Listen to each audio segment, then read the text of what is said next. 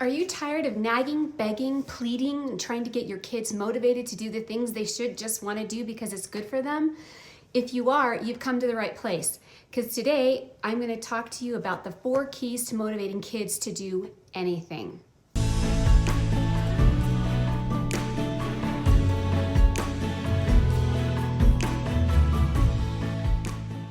My name is Angela with Kudos for Kids, and today we're going to talk about the 4 keys to motivate your kids to do anything. I'm super excited to be here with you today, and I think you're going to love what we're going to talk about. Have you ever heard of the phrase pushing a string? It's a great analogy when it's applied to kids. So basically the idea is that it's much easier to pull something on a string than it is to push that object with the string. Think for a minute about those kids' toys that have the string hooked onto them, and your kid walks around pulling the little toy behind him or her. That's the same thing. If you have that toy sitting on the floor in front of you and you take the string and you try to push it to push the toy away from you, it's nearly impossible. I mean, I don't know how you would even do it. You'd have to actually go over and move the toy. But if you take the string and you pull it, the toy will very easily come towards you. So with our kids, we can try pushing on the string, but we're not going to really be able to motivate their behavior by pushing and forcing and begging and pleading. It's way better if we have some way of pulling them. So we're going to talk today about how to pull our kids instead of pushing and forcing and nagging and begging. So right now, the first key is understanding the pleasure-pain principle. Basically, that principle states that all behavior of any living organism is motivated to avoid pain and to attain or move towards pleasure. So for example, when we're cold, we have a need to be warm, so we get a coat. If we are hungry, we have a need to not be hungry and to stop the hunger pains, so we look for something to eat.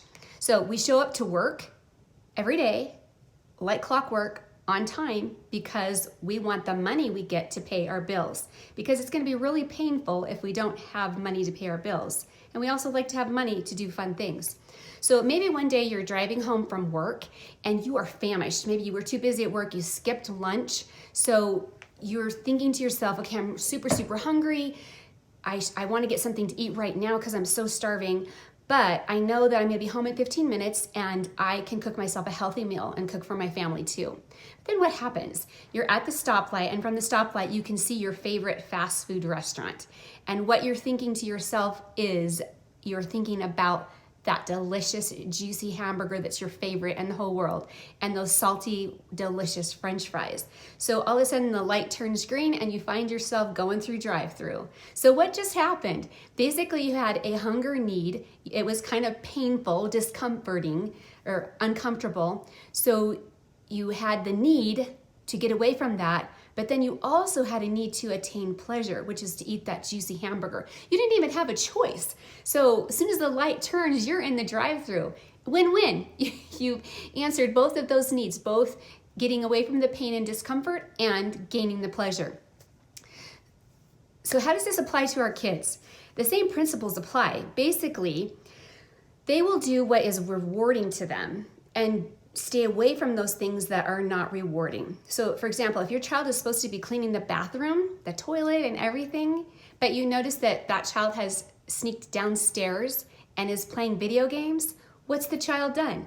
First of all, the child avoided the pain and discomfort and grossness of cleaning the toilet and the bathroom, and got to go downstairs and is now happily entertained by an amazing video game and a bag of hot Cheetos. So win-win for the kid, not such a win for you. But we're going to talk about what you can do to get your kids to clean the bathroom before they go to the video games. Here's another example. Watch carefully the next time you tell your daughter to get up and get ready for school 5 times and she doesn't. Why doesn't she? Because her bed is so warm and so comfortable, and she is enjoying that pleasure, but also she doesn't want to get up, go out on a cold morning, and go to school. So she's going to lay in bed as long as she can. But what happens when you start yelling at her? The pleasure she's gaining from staying in bed and being all nice and warm and cozy is outweighed by the pain of your yelling. So she finally gets out of bed just to get you to stop yelling and to get you off of her case. So here are some other examples. Have you ever watched your child doing homework suddenly get on their phone or turn the TV on? How about when your son complains that his stomach is hurting right after dinner when it's his turn to do the dishes? So why do parents need to know about the pleasure-pain principle? It's because knowing the pleasure-pain principle helps us to know how to motivate our kids, to know what motivates our kids, to know why they do or don't do what they're doing. It can be really confusing being a parent. You don't really know what you're doing. Nobody gave you a manual. All of a sudden, you know you're supposed to get your kid to do his homework, but no matter what you do, he doesn't do it, or he just sits at the table and doodles on the side of the paper he's supposed to be working on. So knowing these kinds of principles is super important to parents. That brings us to key number 2. What is the great secret that motivates all behavior? Why do we do anything that we do? It's always to satisfy some need. So key number 2 is that motivation is driven by need. Need equals motivation, which equals action. And the really cool thing is that if you have both the avoid pain and the gain pleasure combination, you're going to be even better off. At the end of this video, I will talk more about that powerful combination. So the bigger the need, the bigger motivation. If you only have a little bit of need, there's just a little motivation. If there's no need, there's no motivation at all. So if our kids don't have a need to do something, they won't be motivated to do it, so there will be no action. So our children need these opportunities for learning and growth. One of the worst things we can do as parents is to give them everything. It's very debilitating. They don't learn how to take care of themselves, how to earn money, how to work, how to succeed in life. So if you want to help your children succeed in life, and if you want to have an easier time of living with them in your home, it's important to learn about the pain-pleasure principle and needs and how they motivate your kids. Something to note is that once a need has been satisfied, it's no longer motivating. When you went through the drive-thru and you ate a double hamburger with a large order of French fries and a shake, you became full. So you no longer had the need to satisfy your hunger because you weren't hungry anymore. And you would probably no longer needed the pleasure of eating because you just experienced it. So if the need has been satisfied, we do not act. We are not motivated to act. So one other thing to note is that I'm not saying that we should withhold medical attention to our children, that we should do anything inappropriate at all. This all has to be done with wisdom, and you as a parent should trust your own wisdom. You know that you shouldn't require your 5-year-old to earn his own clothes. So use it age appropriately. My dad tells a story, it's a great story, about a 16-year-old boy who was lost in the hills that completely and totally illustrates these principles that we've talked about so far. So I'm going to turn the time over to him for just a minute, and he's going to tell that story to us. There's a boy, he's been lost in the desert for like 3 days. He's been up and down the ravines, lost. They've had helicopters out for him. Anyway, now they have found him, they've located him, and he's on his way home in his dad's truck. So they phone ahead on the cell phone, Mama, we found little Johnny, okay? And he's okay, he's a 17-year-old boy, but he sure is hungry and he sure is thirsty. Can you imagine that after 3 days? All right, so get his favorites ready, the waffles and the pancake and the hamburgers and everything that you know he would like. And so we'll have him eat as much as he wants when he gets home. Okay, so Mom starts to prepare. The boy comes in the door. Oh, Mom, where's he headed, people? Absolutely. He's headed for the water and he's headed for the food. And Mama says, wait a minute, sweetheart. We've been to parenting class. And this guy, Mr. Jones, has been talking to us. Well, it's a new program we've got. And you know, you haven't cleaned your room since you were 12. That's 5 years, son. And now, before breakfast every day, we're going to have our room cleaned. Oh, Mama, wait a minute. Come on, let me eat. What'll he do? He says, I promise I'll eat, and then what? And then I'll do it. And says, Mama, please, just let me do this, and then I'll clean my room. Sound like your kids? And Mama says, nuh-uh, we have a rule. What is it? Clean your room, and then we eat breakfast. Okay, so he runs in there, and he cleans the heck out of that room. How long do you think it takes him to clean the room if he's really hungry? And he's got it spick spot clean, and he comes in, Mama, my room is clean. She goes in there, and wow, she's never seen it clean like that before. And she's hollered and jumped and bribed him and threatened him and got angry and screamed that she was going to burn it out. It was a pig pen, but didn't make any difference to him. But today he cleaned it. Now you tell me why he cleaned that bedroom so fast. He was hungry. He was hungry. Did he do it because he wanted to please Mama? No. Because he wanted to be a good boy? No. He wanted the world to be more orderly? No. That was his comfort zone. He wanted to, he just felt right with a clean room. Is that why he did it? No. Absolutely not. He cleaned it because he was hungry. And the only way he could do it, to get what he wanted, was to do what Mama wanted, which was clean the room. Now he comes in there and says, Mama, look, and she's just amazed, and Dad is just amazed. Wow, what a job, and how fast. And so they sat down and they fed him. In about half an hour, he had consumed like 10 waffles and 4 or 5 hamburgers and a whole thing of ice cream and root beer. And what's he feeling like now? No pain, huh? Well, pain a little bit. His tummy hurts. He's laying in the front yard, in the front room there, on his back, trying to stretch his tummy out. It kind of all hit together. Well, Papa is really impressed by this. Mama, how did you do that? How did you get this boy who hasn't cleaned his room for 5 years since he was 12 years old? How on earth did you ever get him to do that? Mama taught him about need. Boys need food, and when you need stuff, you need to go get something to eat. He was motivated to do what I wanted him to do because that's the only way he could get what he needed. And Dad said, that's wonderful. And he ran into the front room, and the boy was laying there on his back. His tummy popped out with all those hamburgers and waffles. And the dad says, son, if you jump up right now and run outside and you do the front lawn and the back lawn and you trim the hedges and pull the weeds, I'll give you 10 more hamburgers. And what did the kid say? Oh, geez, Dad, what was absolutely essential to survival and half an hour ago now makes him nauseated and throw up. Do you understand? What happened? A need once satisfied is no longer a what?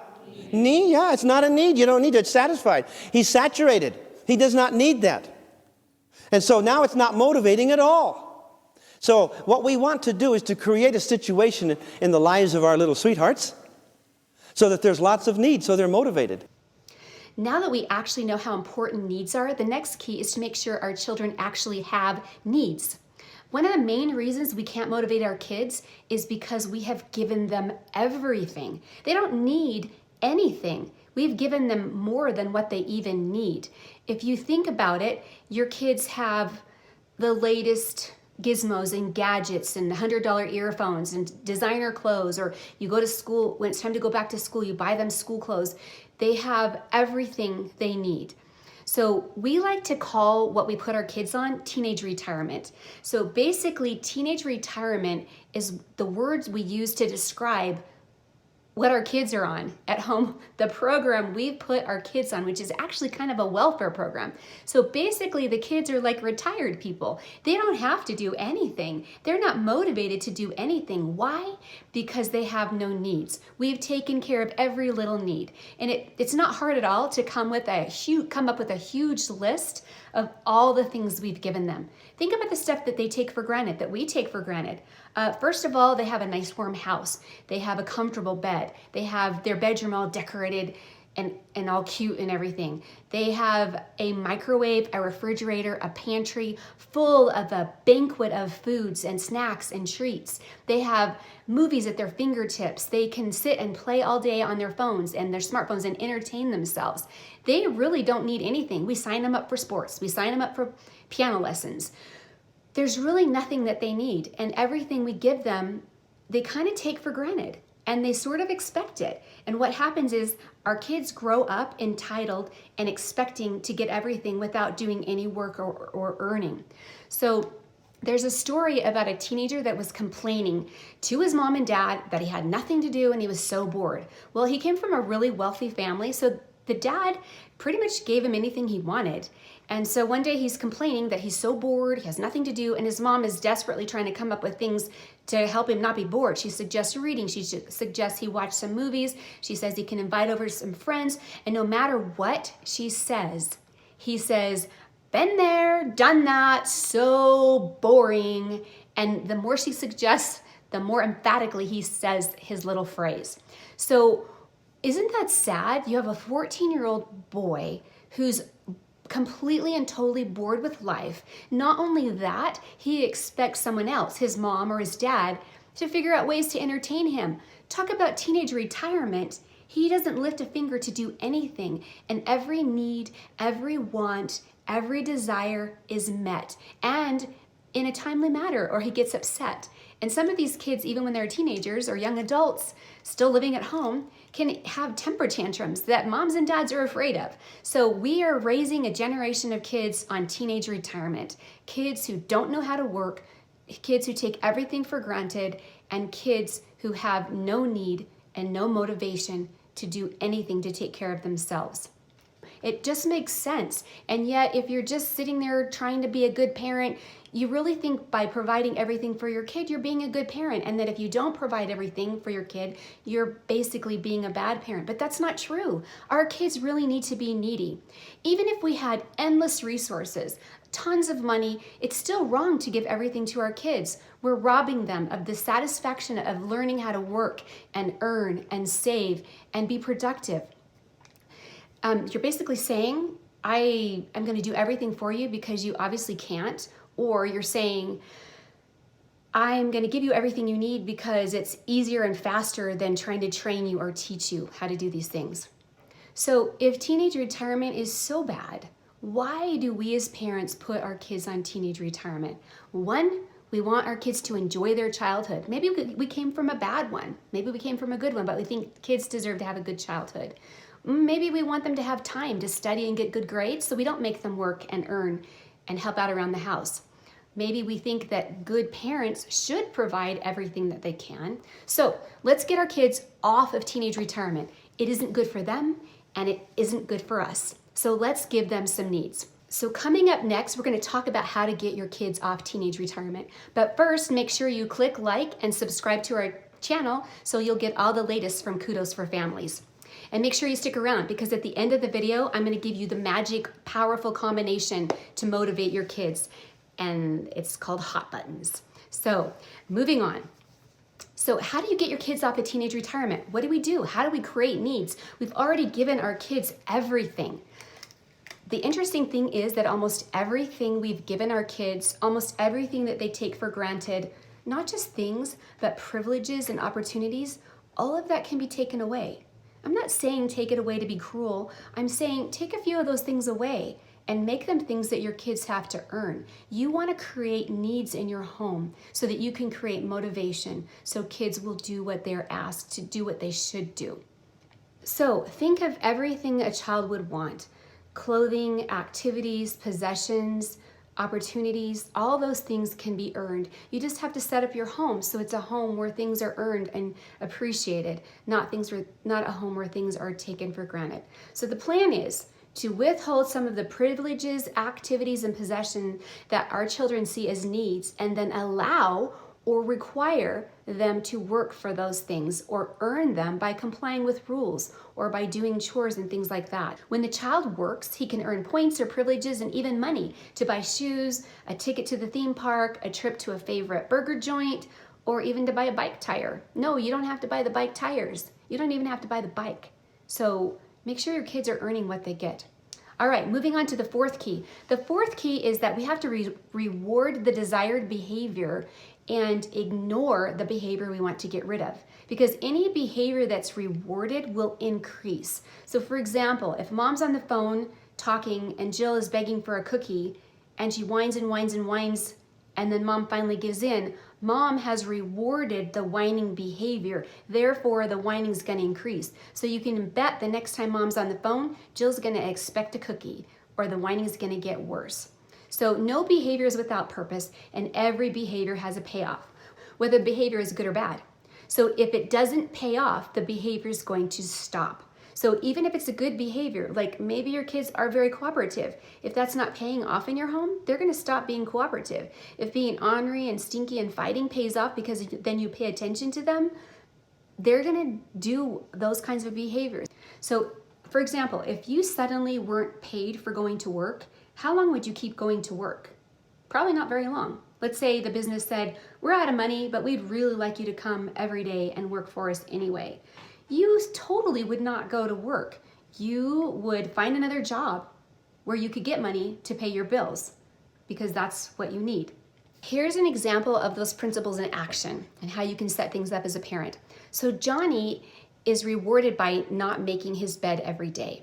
So in order to change his sneaking off behavior into bed making behavior, we use the pleasure pain principle. First, we give him pleasure, like maybe $1 for making his bed every day, because it's a behavior we're trying to reward, so it increases. This exceeds the small pain of not making his bed.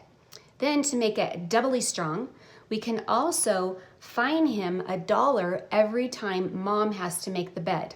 So what happens is that Johnny decides he's going to endure the small pain of making his bed every day, because if he doesn't, it costs him, and if he does, he earns $1. So he's like, it's totally worth it.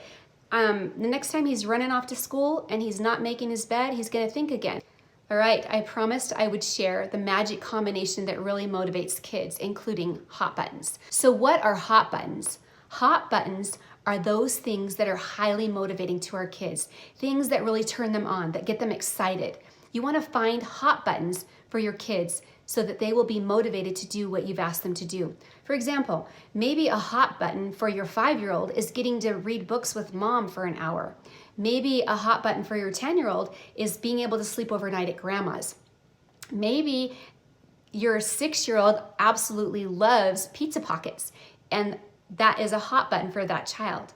So it can be all kinds of different things, privileges, treats, whatever is a hot button. It's really important to note, though, that a hot button for one child isn't necessarily a hot button for another child. Another thing to note is that, let's say the hot button for Johnny is the Hot Pockets.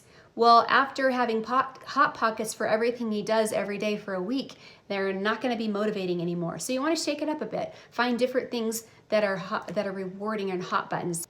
The magic combination to powerfully motivate kids is, first of all, to have super strong needs, and second, to have really powerful rewards or hot buttons.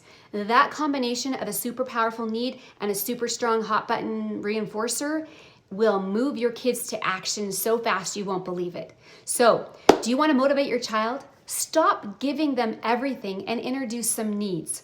You'll be really amazed at what great humans your children are and how capable they are. So at first they're going to complain a little bit because you changed the rules. You've shaken things up at home. They're not sure what to expect. They're used to getting everything for free.